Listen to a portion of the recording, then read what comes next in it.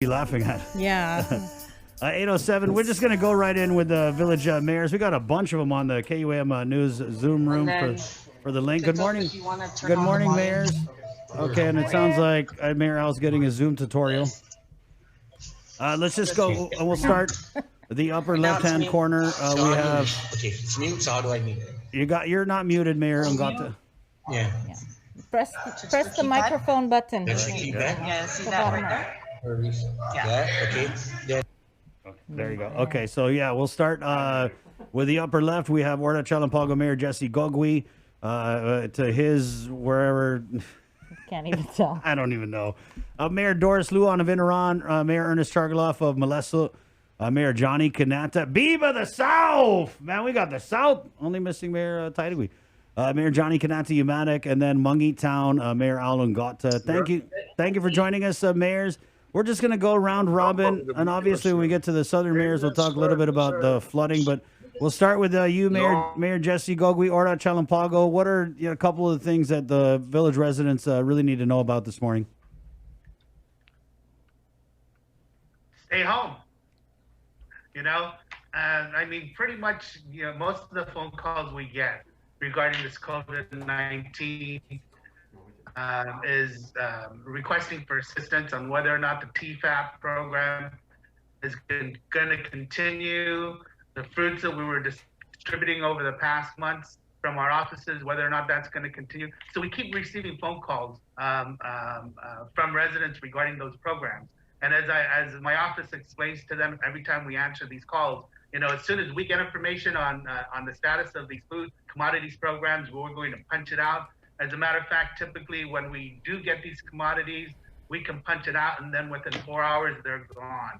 The last time we received it, we received about I think it was 370 cases of mixed apples and oranges, and about 172 cases of mixed meat and cheeses, and within 4 hours they were gone.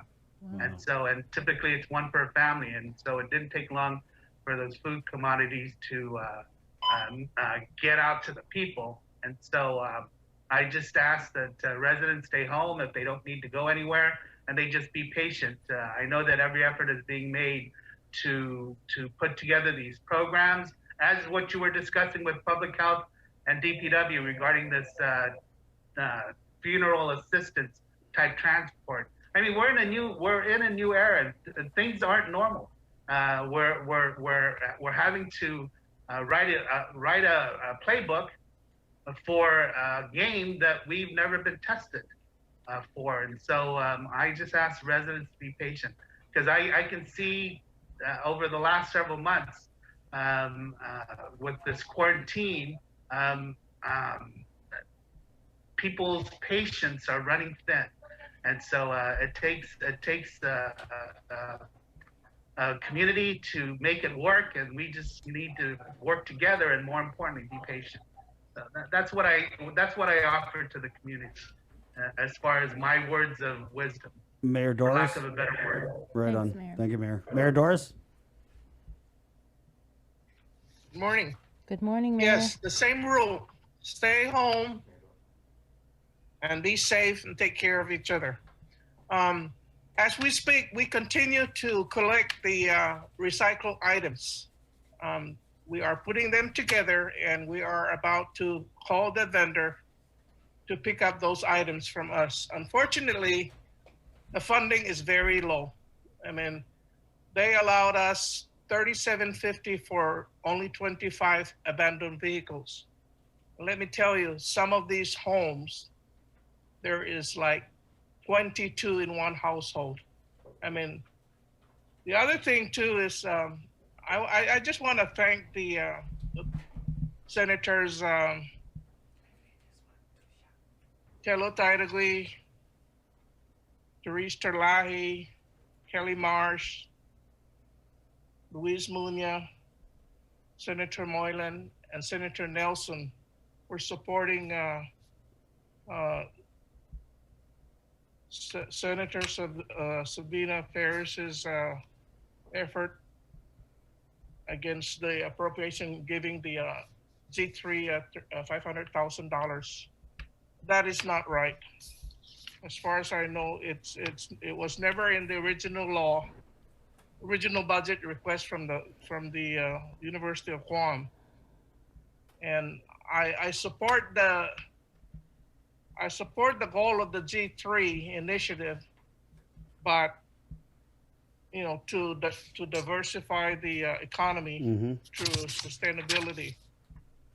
However, we can find where they should find another source of funding, not from the recycling fund.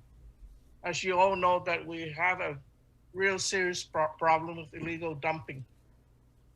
I wish and hope that they will reverse that and do not support giving the G3 the $500,000 that they're requesting. Put it back in the recycling fund. The other thing too that I would like to say is undang ko na nasidus maasit to Governor Luliang Guerrero, Lieutenant Governor Justin Orio, Deputy Director and Justin Orio for finding the resource to finally repair our road. That's the good news in our village. I also want to thank Deputy Director Jesse Garcia and the highway crew for DPW for their continued support for Inalahan and continue the progress for a safer quality of life for the southern residents and those who commute through our beautiful village. Mayor Ernest, welcome back to the show.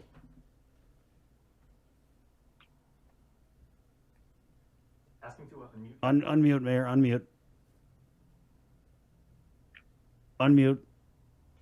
There you go. Oh, there you go. Yeah, Mayor, a couple of things. Melissa, obviously the flooding was the big one we were talking about the last few days.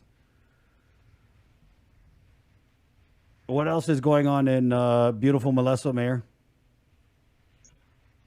Well, Chris, good morning. Since we had a flash flood, most of the emphasis now is we're trying to clear the culverts and clear the debris that the flash flood created, as well as address the areas that need to be cleared. Because if there's another flash flood, it's just going to be instant impact on our residents. So I'm here because I understand that we're going to be given the commodities to go ahead and distribute. So I'm just waiting, and my guys are just out there maintaining the village, making sure that the park is being the compliances are being observed within the park. So my guys are out there just doing what they need to do to maintain the village. We don't want to leave the village in neglect and then have to pay for having to catch up for the neglect. How many families in the village, if any, had to be evacuated as a result of the flooding that occurred last week? Well, I had my guys go around, and some people were impacted by the flood waters going into their homes, but nobody wanted to evacuate. I was in contact with with Homeland Security, and Cliff Hotel was ready to accommodate anybody that needed to be evacuated or relocated for the evening. Just to allow them to be able to sleep. But I guess the residents are just able to clean up pretty much after the flood. And Red Cross has now started to go ahead and give them cleanup kits. I mean, I know it's after the fact, but they still have to sanitize and make sure that there's no bacteria within the home, especially if they have any kids. So we're just waiting for Red Cross to go ahead and complete the listings, the distribution of the cleaning kits to those that we submitted. But there were no residents that requested to be relocated. Okay. Right on. Guys, mayors, I'm so sorry. Thank you. Sorry, mayors, about that.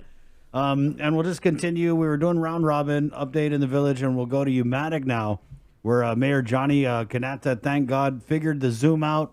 What was it, Breeze? What did he say? Which one? The staff who knows how to use the computer. Oh, she comes in at 8, I think. Right. Jenna. Jenna. Right. So, Mayor. Thank you, Jenna. Hey, shout out to Jenna. Mayor Johnny, your village was pretty went viral with that flooding Yeah, footage, yeah. right? Yeah. So let's just. Good morning, Sabrina and Chris. Good morning. And thank you for having me. Right. Yes, my village went viral.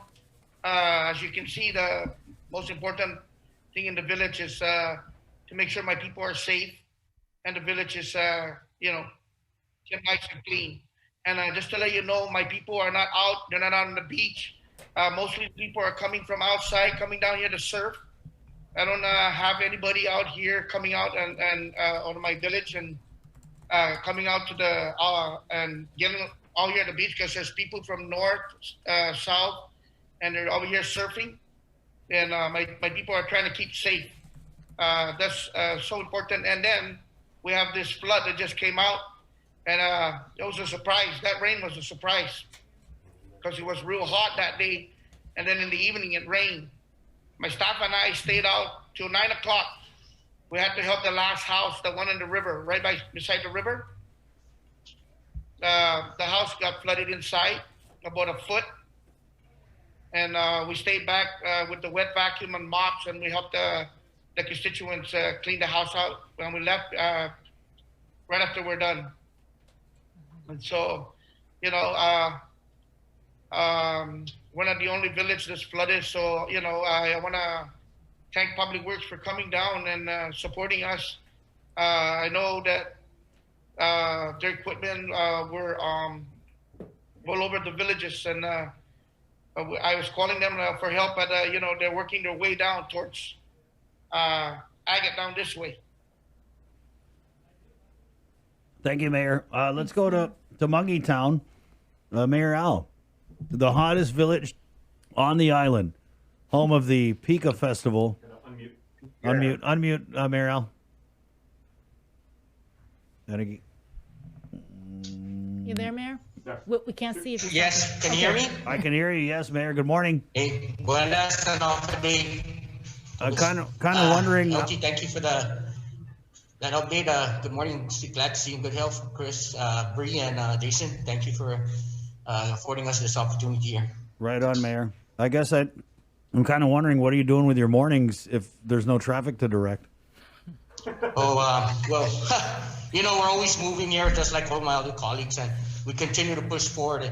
And I just want to also announce, Mayor Gobi mentioned earlier, we've been getting also calls regarding the TFAP program, and apparently it's going to be happening next week on Wednesday. So just for clarification, I know they put some out already on the JIG and other sources. And then, of course, from there, I believe that we keeping us informed as to, I guess, as we move forward on a regular basis, as to a regular schedule that's put in place where we can continue working from there. And of course, I'm also hearing with the grab and go again with the school. So we're all standing by however we can contribute and pull together in the wakes of what's going on, of course. Mayor Al, you have an interesting village. It's a crazy mix of, residential, a business, and obviously the educational institutions. But, and talking to the other mayors who went on before you, they all kind of said their people are staying home. What about Mangilao? Are people staying home in Mangilao? For my constituents, of course, Mangilao is like in centralized. So you got traverse traffic coming here from all different various angles from 15, 10, and 12, going up to Chalapago. But in terms of like the parks, place, everyone's pretty much got everything together. They understand. Of course, we still assisting in many ways that we've started out since the beginning, and we're still doing what is necessary to minimize them traveling, or even as in terms of the safety aspect of everything, because I don't see why people should be speeding to begin with, or even out there if they're not essential or they have any urgency to be out on the streets. For me, I just wanted to say when the Liberation Parade, I just want to say thank you guys for that. The virtual Liberation Parade, I wasn't sure how it was going to go, but you guys really stepped up and provided all those videos and showcased your villages. I'm very grateful that I have a staff advice and this group, and of course, Mangilao being the educational capital, we have to have some kind of mark there. So Or, you know. Home court advantage. But yeah, I was really shocked. I was like, wow, we got almost every single village a video. And I know when we went up there, Jason, we went to the Mayor's Council of Guam meeting, Yep. just like requesting, hey, we're going to do this virtual parade. And wow, it was Yeah. it was Blew us away. awesome. Yeah. And we do this kind of thing for a living. Right, Blown right. away. So I just really wanted to just say that before, anything. Well, we're all blessed. We have a good support network and staff, and of course the community. So, like I said, I just want to remind everybody, please, you're out there. I know this is seemed to be the nomenclature. Everybody's saying now that it's the norm. For how long we have to put up with this? We're all in it. We have to work together. Of course, we have to all be mindful, still remain vigilant, and so forth.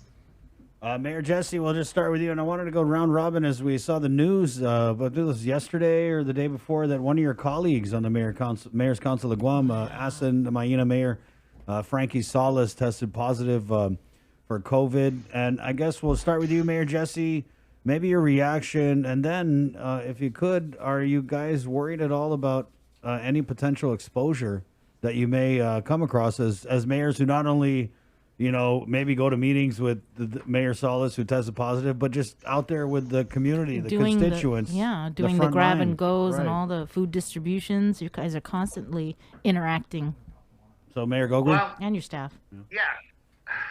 Obviously, when we received news that Mayor Salas had been tested positive for the COVID-19 virus, I mean, we're all concerned. In fact, since this pandemic declaration, I think every mayor, all of my colleagues and their staff has been concerned that because of our exposure to the community, and remind you that our offices have not closed. Since the pandemic declaration, our office has stayed open. Most of our offices have stayed open. We've been servicing the community. We've been trying to respond to calls that we continually get since the start of this whole pandemic.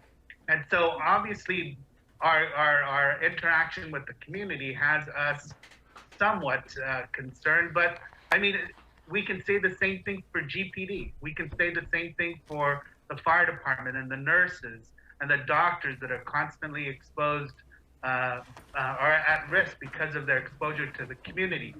And so, with regard to Frankie, it's unfortunate that he contracted the virus. Our prayers are with him and his family, and a quick and speedy recovery. But it was, we kind of expected somewhere along the line somebody would contract the virus. In fact, the governor, lieutenant governor, they contracted the virus, or tested positive for the virus as well. So what we do here in Order Talampalo, as I'm sure all the mayor's offices are doing, is we do the best we can to ensure that we follow the protocols. In fact, when people come into the office, we test them. We have, we were issued those thermometers where you can just kind of point to a person and make sure that they don't come in with a fever. And if they do, we ask, that they, they leave and ask somebody to proxy for them to come in and try to get what they're trying to, or whatever their interaction or whatever kind of request they're making to the office, especially if it's like, marriage verifications or making copies so they can, of their documents so they could do their pandemic unemployment assistance applications, the whole gamut. And even those people that are needing the elderly, sending somebody here to try to get the forms to try to get onto the senior citizens meal program. Whatever the case may be and whatever we're requested to do, we're just trying to make sure that we understand, we're all aware of what the protocols are, and we follow those protocols so that we can protect ourselves from contracting this virus and then having to shut down our operations and sanitize our facilities, et cetera, because that's a whole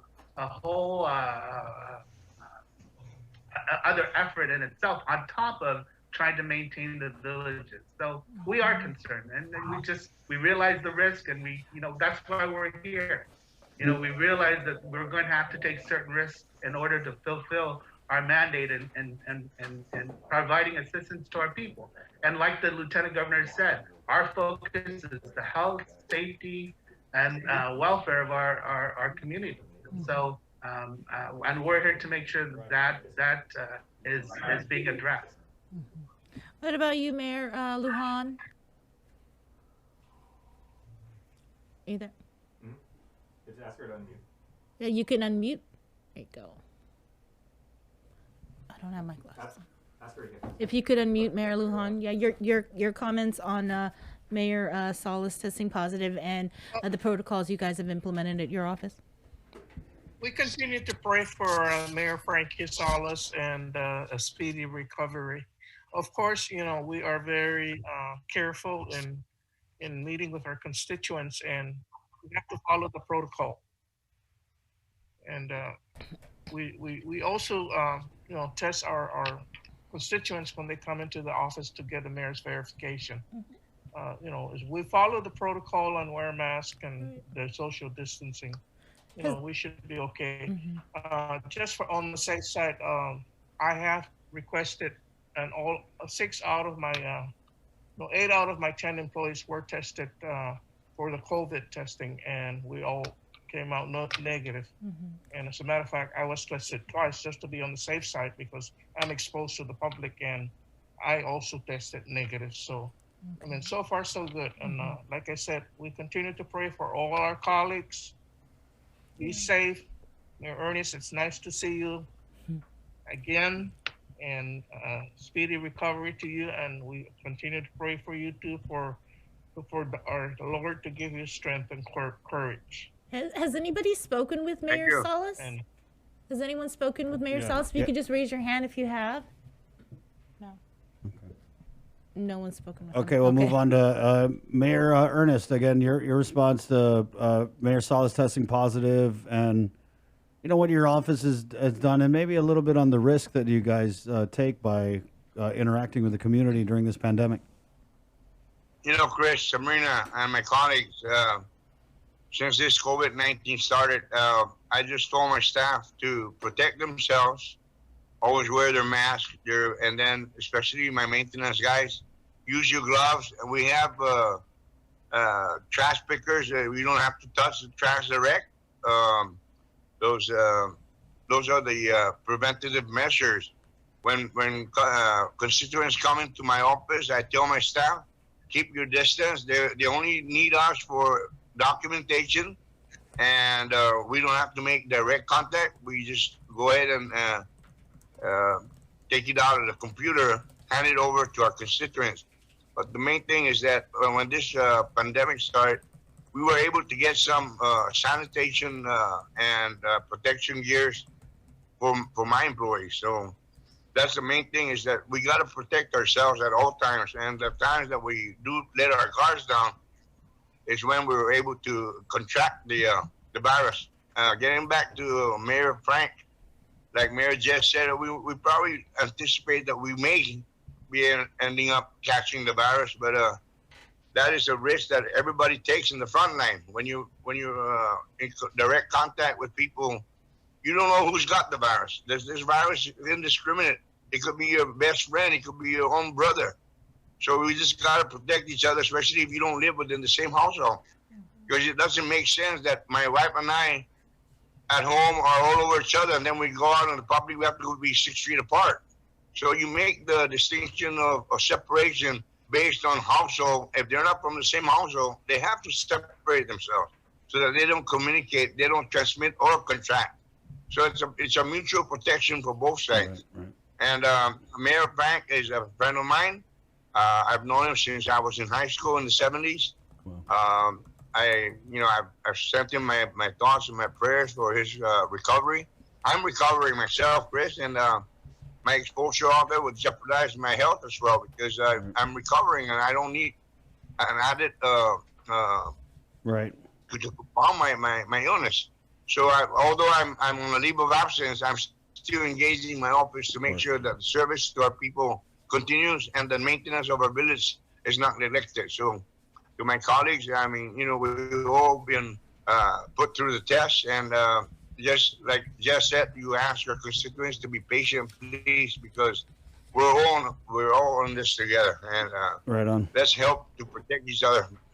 Follow the policies, the procedures, and the guidelines, and that's for the protection of everybody. Thank you, Mayor. I'm also happy to hear that you and your wife are still all over each other. That's good. Yeah, day. Hey. Easy there, Tiger. That's a whole other kind of stroke. Oh, we need to play that song. What's that music? But out there, they should identify who should be separated and who can be allowed to be able to be close up together, because the space that you provide, can accommodate others. So if you take up the space, it's to the detriment and denial of others. That same space will be denied to the others. Mayor Johnny, your reaction, and then I wanted to ask: is there any effort underway? Have you guys been tested for COVID, or as the council? Go ahead. Chris, our testing is on September 19 here in the mayor's office, and right now, Mayor, I'm sorry. Frank Salas. I'm sorry. September 19th, is that the mass testing for UMATIC? Yes, public health. Okay. Okay, and go on. You were talking about Mayor Salas. My prayers to Mayor Salas, Chris. My staff and I, we're doing the same thing as all the mayors are doing it at their offices, keeping our staff safe as they do their work. We do work every day. We find a lot of masks, people throwing their mask out, Agate Umatic Road, over towards Maricho. And, I told them, don't pick up the mask. I bought them those hand pickers. Right. I bought them so they can use that to pick up the trash and everything that they, when they pick up the trash on the roadside. And we just try to keep my staff safe. Like Ernest said, our people come, ask for something. Well, they have to call first to make sure what they need, and we'll take care of it for them. They can't come in the office. I'll have somebody will be taking their temperature, and make sure that they come in with we put our hand sanitizer outside, so when they come in, they sanitize their hand, and when they touch anything in here, we sanitize it. My staff will sanitize the office. We don't make them use the public bathrooms, because they're all closed. If it's, it's emergency, then we have them use our bathroom. But you sanitize the bathroom after they use it, So those are the things we do every day, is just to make sure that the place is nice and clean. Thank you, Mayor. Let's go again. We'll start with Mayor Jesse here. We wanted to talk general election preparation. Yeah, that's a word a lot of people don't hear too often. Preparation. So the primary election. Oh, there goes my vote. There goes my vote. So primary election totally canceled. Now we're moving into the general. That being said, have you guys been folded into any conversation about preparation for the general election? And do you guys have any concerns about having an election? And do we have enough time to prepare for an election? Mayor Jesse? Well, Chris, good question. And obviously, very well that the conduct, the actual process of conducting the general election is led by the Guam Election Commission. And so I know that Maria has had many conversations with many people, to include the Mayor's Council of Guam, and reaching out to us for the types of support that she might need on how to conduct any election. In fact, this leads back to even the primary election, on how to conduct the election in the safest way possible. Obviously, we know that the drive-through has been a very effective process, and getting people to just say, okay, this is who I am, verifying their ID card, writing them off, getting them to sign the roster that they've elected, and then having them fill out their ballot, et cetera, et cetera. So I think very well mayors are flexible, they're very resilient, they're very responsive. And so I think whatever plan is designed um, um, for each and every district, for each and every precinct, and whatever support we as mayors can provide in order to make sure that these elections are conducted safely and efficiently, and more importantly, accurately, we'll be there to provide that support. And so, are we ready for a general election? I believe that only Maria and the Guam Election Commission can answer that question, because they're ultimately the ones responsible for the overall conduct of the elections in all of the precincts. But as far as, are we ready to support whatever may be designed in order to ensure that the general election is conducted accurately and safely? We're ready. And so I think all the mayors are ready to provide that kind of support, regardless of what it is. Because a good example would be these pandemic testings conducted by public health. Some of the mayors didn't have the resources in order to support public health, and we went out and found it.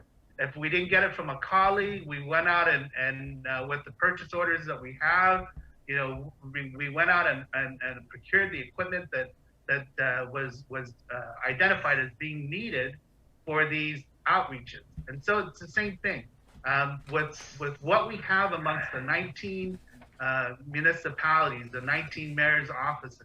I think with what we have collectively, if there are resources that are needed to make sure that the general election, or any election for that matter, is needed from our offices in order to conduct these elections safely and accurately, we'll be there. And we're kind of very resilient in that regard. And obviously, one of the reasons why the mayor's offices are considered first responders. Mayor Doris? Unmute. Unmute, Mayor.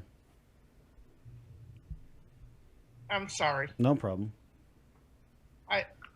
Whatever Mayor Gogli says, we are ready to support whatever the plan is in place as far as supporting the Guam Election Commission. And of course, we want to ensure the safety of all of our residents and all island-wide. I just hope that with this new executive order, the stay home, will flatten the curve of the spike in the COVID testing, people testing positive. But we are there to support whatever is in place. And of course, the major thing is to ensure safety for all people. Mayor Ernest? Mayor Ernest? Chris, being one of the smaller villages, so all they have to do is because the waters come and grow and grows, and then some by one or 2 by 2, 4 by 4. So having the traffic in there to observe the 6-foot distancing, like I said, if you come from the same family, you can pretty much bunch up because you're from the same family household. But if there's a different family household, then that's when you maintain the distancing. So voting, the voters come there, some come all at once, and then you got a law and the activity, and then only 1 or 2 or 3 or 4. So the ability to keep the social distancing is still there. But we have 2 precincts, and like Umatic and I, we have a small village, so we pretty much know each other who has to be separated, and if Guam Election Commission needs us to identify to ensure that the social distancing is being adhered to and heeded, we can identify who are pretty much in the same family household. So that is the main key, is to try and maintain the distance and have the protection for everybody. Because if you wear your mask, and you can take the test in 1 hour, and if that test capability can come up with within an hour for the results, you can go to the store in the next 10 minutes after your results came out and still contract the virus. So the testing, the others that were being tested, they asked you to self quarantine for 3 days so that your results are out. So the main thing is to just make sure that you protect each other at all times, especially those that are not in your same household. Even in the same household, you don't even know if they contracted it when they left the residence. So it's just a matter of being protective of each other. Thank you. Thank you, Mayor Johnny. Do you think that we could have had the primary election on September 12th, 11 days from now, the one that was canceled? I don't know. I can't make that decision. That's up to the Guam Election Commission. We're there just to support whatever they need here in our village. What needs to be done to help them. We're here to support them, like the other mayors are saying. Thank you. Thank you, Mayor Al. Yes, that's definitely true. Second that, we run to a structured government, and with utmost the safety of all our constituents and the entire island and our community. So of course we go by the lead of what the Guam Election Commission would suggest, and of course our support, our network of support is always going to be there. Thank you Chris, so. Yes, yeah, Mayor Jess. Yeah. If I might, you're asking the question whether or not we could have conducted the primary election that was canceled and conducted on the 12th. Right. From within the villages, we probably could have supported what occurs as part of the component of the election process. But you got to remember, this is even bigger than us, because there's some prep work and some legal requirements that the Guam Election Commission must fulfill with regard to the precinct officials, the swearing in, the preparation of ballots, et cetera, and then after the conduct of the election, the counting of the ballots, the so on and so forth. So you're asking for an opinion of one small component of the overall election process. And so, we as elected officials have dealt with Maria since the onset of when she became the director of the Guam Election Commission. And the one thing that, in the years that I've been in office, and I've been in office longer than she's been the director, the one thing about Maria Pangilinan is she has a good head on her shoulders. And if she says that there's certain risks involved or certain legal requirements that wouldn't be able to be met if we were to conduct the election, she knows what she's doing. And so I've always trusted that the feedback, the responses that she's given in the past with regard to her belief and her perception of what can or cannot be done with regard to elections is something I've always trusted. Yeah, Mayor. But I mean, you guys know you've been in how many elections? I value your opinion. That's why I asked. But we gotta run. We want to do a shots game with you guys next time, maybe. I mean, I feel like we should do like one of those. Like every time you say constituents, take a shot.